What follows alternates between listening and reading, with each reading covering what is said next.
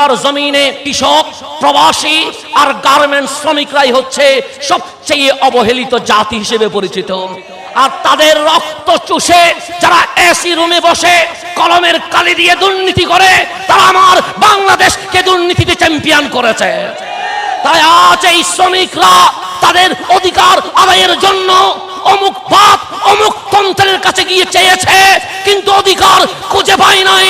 এই বাংলা নয়, বিশ্বের জমিনে সর্বপ্রথম শ্রমিকদের অবদান যিনি স্বীকার করে দিয়েছেন, উনি বিশ্বের রাষ্ট্রপতি, সংবিধান প্রণেতা, আখেরি পয়গম্বর রহমতুল্লিল আলামিন আহমদে মুজতবা মুহাম্মদ মুস্তাফা সাল্লাল্লাহু আলাইহি ওয়াসাল্লাম।